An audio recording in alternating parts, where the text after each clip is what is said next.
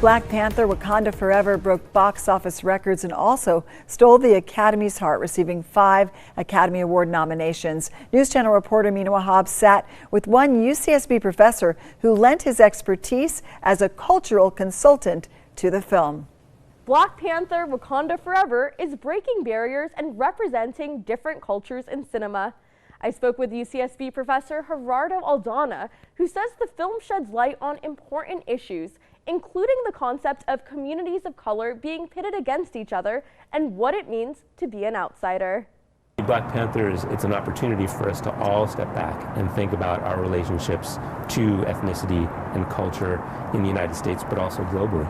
Black Panther: Wakanda Forever is the follow-up to the 2018 blockbuster Black Panther. The film follows Queen Ramonda and her fellow Wakandans as they fight to protect their nation from other world powers after the death of King T'Challa, played by the late actor Chadwick Boseman.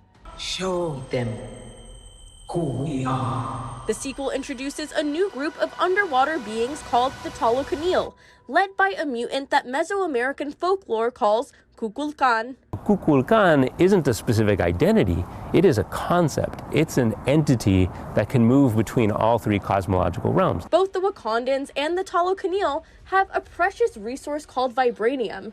The rest of the world will do anything to find it, putting both groups at risk. Fears of a future invasion and colonization pits the Talokanil against the Wakandans. It's not that they're antagonistic towards one another until there's this search for vibranium, which they both have.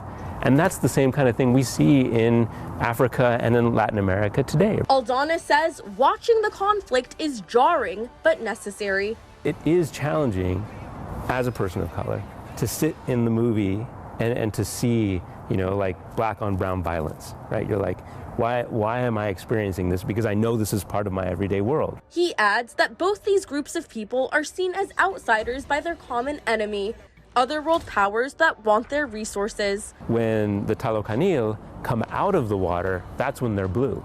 But when they go back underwater, they're brown skin, which is their natural skin. That's what it feels like to be an indigenous person outside of their home community, right?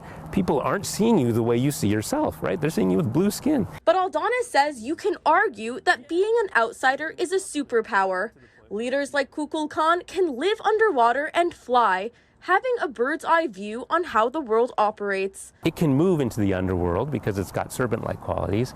It can live in this realm with us on the surface, but it can also fly because it's a feathered serpent. Just like Kukulkan transcends the underwater, earthly, and celestial realms, Black Panther: Wakanda Forever is transcending what an Oscar-worthy movie looks like. It's more than just a comic book movie. Fans and critics alike praise this sequel. Many say they finally feel seen. Black people in the United States, members of the African diaspora, are recognizing parts of themselves when they see Wakanda represented.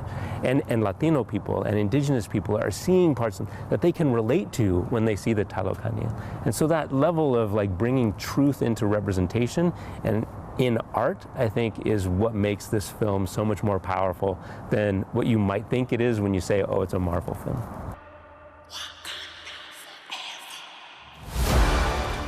And just like that, Wakanda Forever is living up to its name, making a lasting impact on viewers and the landscape of cinema. In Santa Barbara, I'm News Channel reporter Mina Wahab.